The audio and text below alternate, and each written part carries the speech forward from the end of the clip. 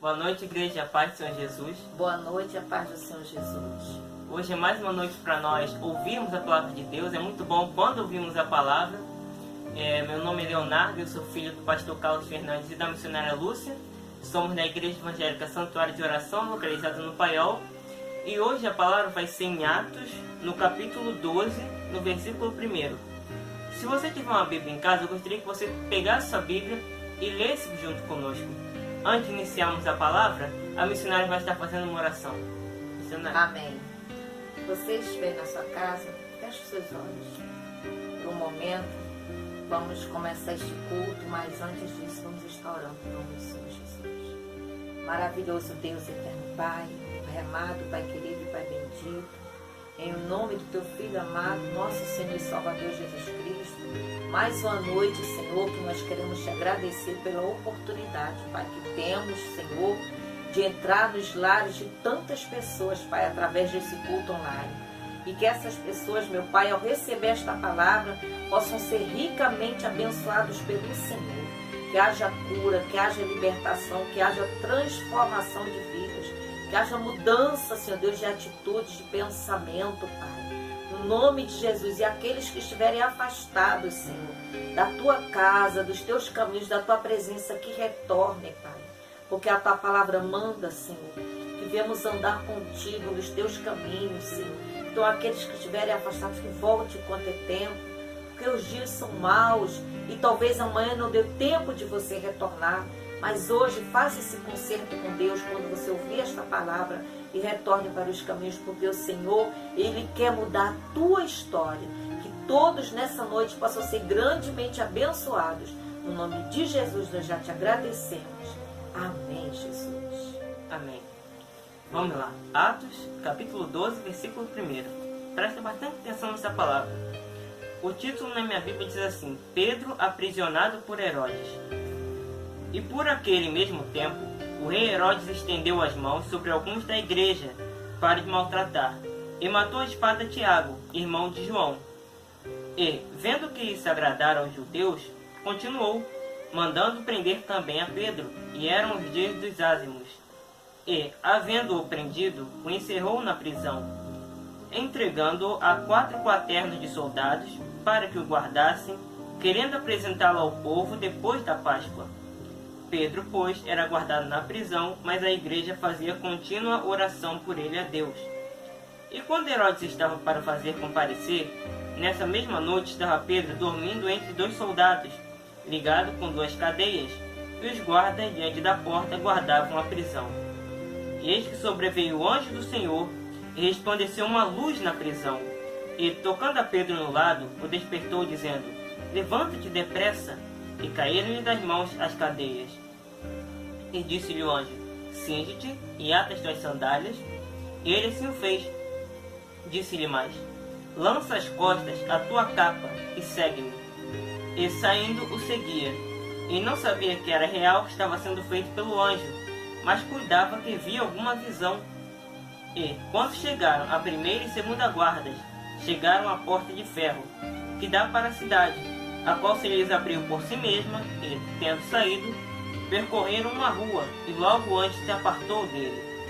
E Pedro, tornando a si, disse: Agora sei verdadeiramente que o Senhor enviou seu anjo, e me livrou da mão de Herodes, e de tudo que o povo dos judeus esperava. Olha só que interessante. Herodes, o rei da época, sem motivo, ele decidiu maltratar alguns da igreja, maltratar os cristãos. E aí ele mata Tiago, irmão de João. O povo judeu, quem eram esses judeus? Primeiro eram os fariseus, os escribas, porque eles não gostavam de Jesus. E eles também não gostavam dos discípulos de Jesus, que eram os cristãos. Então, quando eles souberam que muitos da igreja estavam sendo maltratados e que Tiago tinha sido morto, eles ficaram felizes com isso. Também esse povo judeu eram as pessoas que seguiam a ideia dos fariseus, que seguiam a ideia dos escribas. Quando Herodes percebeu que muitos dos judeus ficaram felizes, ele pensou: bom, se eu quero que os judeus, porque na época Israel era dominado pelos romanos, então Herodes pensou: bom, se os judeus se alegraram com isso, se eu continuar maltratando os cristãos, eu vou ter mais judeus do meu lado, eu vou ficar mais forte. eu vou evitar rebelião. Então ele pensou, vou fazer isso mais vezes. Então ele não escolheu qualquer um. Ele pegou uma pessoa muito importante para todo o povo cristão, Pedro. Por quê? Pedro primeiro que era alguém com uma unção muito grande no meio do povo cristão. Tanto que quando eles são batizados no Espírito Santo, quem prega é Pedro. Porque Pedro tinha uma chamada maior, não é que os outros não tinham chamada, só que a chamada de Pedro era maior que a dos outros. Então ele escolheu estrategicamente Pedro para desestabilizar a igreja. Aí fala assim, versículo 3, e, vendo que isso agradava aos judeus, continuou mandando prender também a Pedro. E eram os dias dos ázimos. Ázimos era junto com a festa da Páscoa. Outro nome é pães ázimos, era um pão sem fermento. Isso foi comemorado na primeira Páscoa no Egito. O pão sem fermento nenhum, que hoje em dia representa muito o pecado. Pão sem fermento representa Jesus, que veio como carne, sem pecado, fermento. E aí, no caso na festa da Páscoa, na festa dos ázimos, não havia o costume de sentenciar alguém à morte, tanto que Jesus foi sentenciado antes da Páscoa. Então o que Herodes pensou? Vou deixar ele preso. Quando acabar esse período da Páscoa, vou apresentar ele diante do povo para ele ser motivo de chacota, de vergonha, e vou matar ele diante dos judeus. Diante dos judeus. E aí, tanto os judeus que queriam ver Pedro morrer iam ver essa cena, e também os cristãos verem essa cena para tentar desestabilizar eles, acabar com o povo cristão. E aí Pedro é preso. E olha a maneira como ele foi preso, preste bastante atenção. É o versículo 4. E, havendo-o prendido, o encerrou na prisão, entregando a 4 quaternos de soldados. Como assim 4 quaternos? Um quaterno eram 4 soldados. Então 4 quaternos dava 16 soldados. Por que 16 soldados para um homem só? E que, vamos dizer assim, nem sabia se defender direito. Ele foi colocado como o pior dos criminosos. Um grupo assim de soldados era para o pior dos criminosos, como se fosse o criminoso mais perigoso. Pedro ficou nessa classificação. 16 soldados para ficar de olho em Pedro para 4 vigílias da noite. Porque eles tinham que vigiar Pedro nas madrugadas. Então ia trocando de vigília em vigília. E no caso nós temos 4 vigílias. E aí Pedro ficava lá preso. E aí tinham soldados, aí trocava por outros soldados e ficava assim. E aí Pedro ficou acorrentado com 2 soldados. Dentro da prisão tinham 2 soldados que ficavam junto com ele dentro da prisão. E aí os braços dele eram acorrentados aos braços dos outros 2 soldados. Enquanto tinham mais 2 soldados na porta da prisão e outros soldados espalhados pelo cárcere. Então, para ter uma ideia, que fizeram de tudo para Pedro não conseguir fugir. Se isso não bastasse, tinha uma porta de ferro. Ou seja, tudo era contrário para Pedro não conseguir escapar daquela situação. O que isso representa? São os momentos de luta que vivemos em que parece que não tem como escapar daquela situação. Parece que o inimigo está tão forte, que é impossível vencer. Mas nessas horas a gente tem que lembrar que temos um Deus que é maior que tudo isso, maior que soldado, maior que porta de ferro, maior que exército, maior que Herodes, maior que pandemia, maior que crise financeira. Enfim, ele é maior que tudo isso. A Bíblia fala que ele mediu a água, ele mediu toda a água que existe na terra com a palma da sua mão. Então, o que mais que ele não poderia fazer por nós? Aquela situação era difícil? Era. Mas Pedro... Leonardo, humanamente, né? Nós vamos ver com nossos olhos humanos, impossível. Humanamente falando é impossível. Humanamente mesmo. Impossível, porque como que Pedro ia sair dali? Não tinha como. Só um milagre mesmo, né? Só um milagre de Deus. Porque não tinha como Pedro escapar. Assim, pelas forças dele, era impossível Pedro escapar. E mesmo se fosse um bandido experiente, também não ia ter como escapar. Não conseguiria. Não conseguiria, não tinha jeito. Aí é aí que o poder de Deus entra. Mas eu quero te mostrar um detalhe muito interessante nessa passagem, porque o destaque não é Pedro. Eu vou te mostrar quem é o destaque dessa passagem. Versículo 5. Pedro, pois, era guardado na prisão, mas a igreja fazia contínua oração por ele a Deus. Versículo 6. E quando Herodes estava para fazer comparecer, nessa mesma noite, estava Pedro dormindo entre 2 soldados, ligado com 2 cadeias, no caso cadeias eram as correntes, e os guardas diante da porta guardavam a prisão. o destaque nessa passagem não é Pedro. Pedro era um homem de fé, claro, ele confiou em Deus, apesar da situação difícil. Mas o destaque nessa passagem é a igreja, porque é a igreja que faz toda a diferença nessa história. Por quê? O que é a igreja? A igreja, resumindo, é o povo de Deus. E além de um templo físico, a igreja é o povo de Deus. E a Bíblia fala que a igreja fazia contínua oração por ele. Por que esse detalhe é interessante? Por que foi necessário colocar isso aqui? Na época do Antigo Testamento, as pessoas do Antigo Testamento facilmente caíam, facilmente se entregavam a outros deuses, facilmente perdiam a fé. Por quê? Elas dependiam muito de alguém. Elas dependiam da fé do líder, como por exemplo na época de Moisés, na época de Josué. Quando você lê o livro dos Juízes, era a mesma coisa. Tinha um juiz, parecia que ele estava muito bem. Aquele juiz morria, que era aquele líder, homem de Deus, todo mundo caía no pecado de novo. Todo mundo se afastava de Deus, todo mundo perdia a fé. Aí se levantava um juiz, parecia que eles estavam firmes. O juiz morria e a história se repetindo.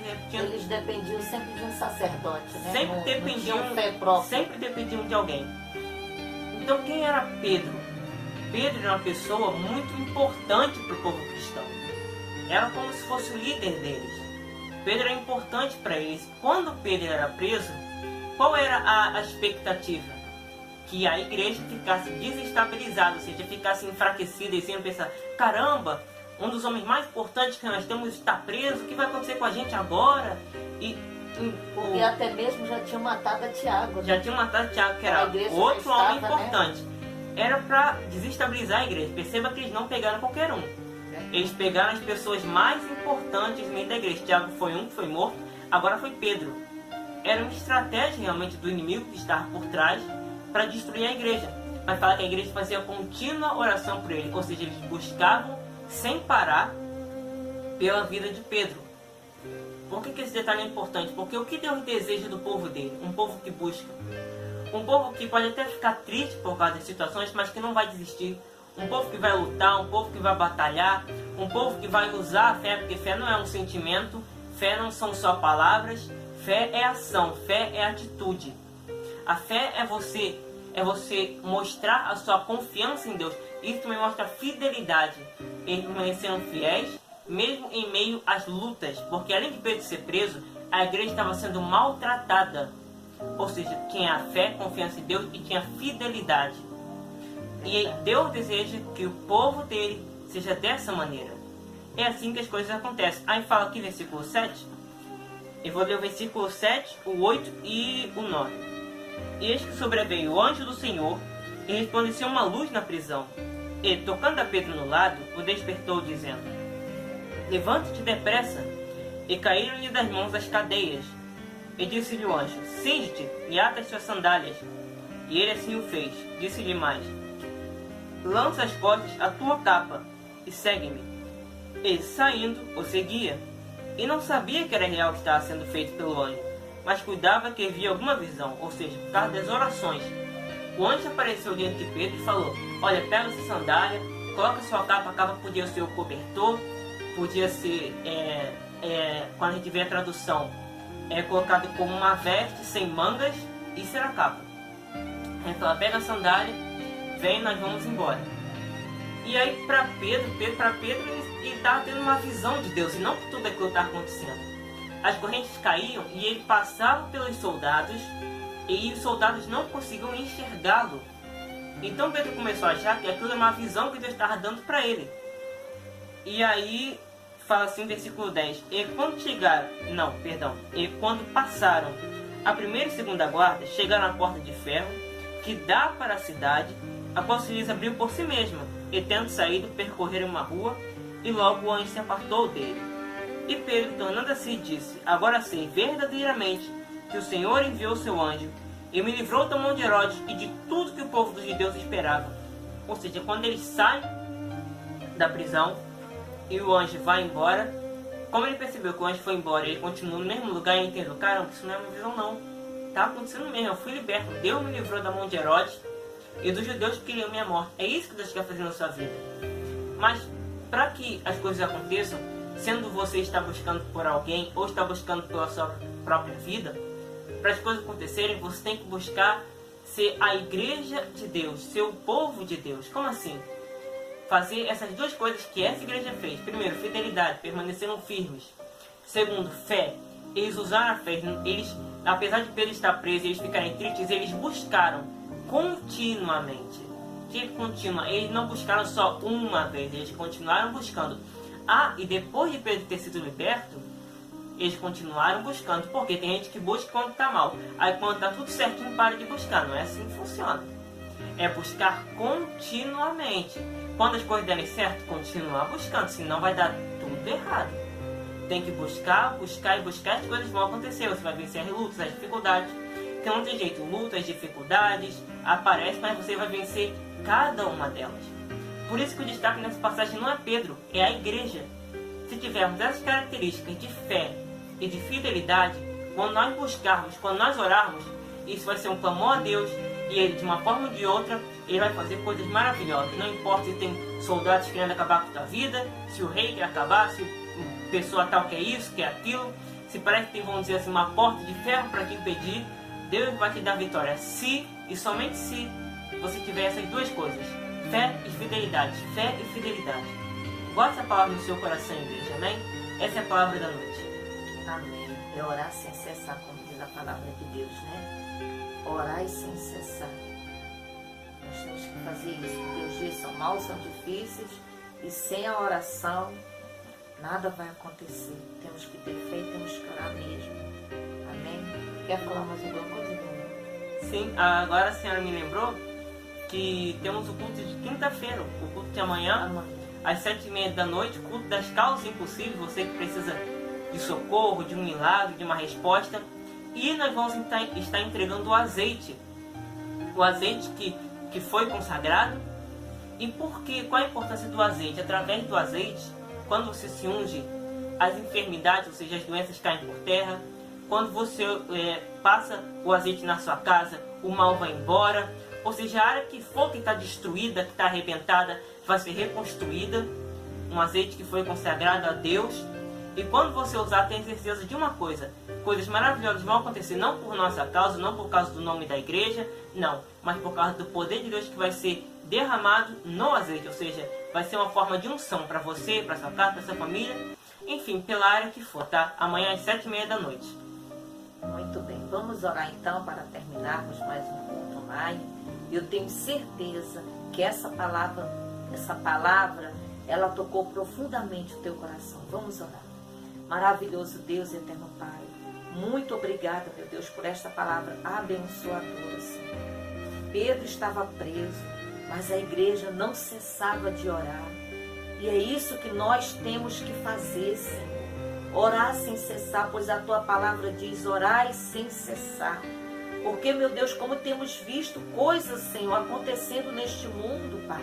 E temos visto que o Senhor está às portas, Pai. O Senhor está voltando.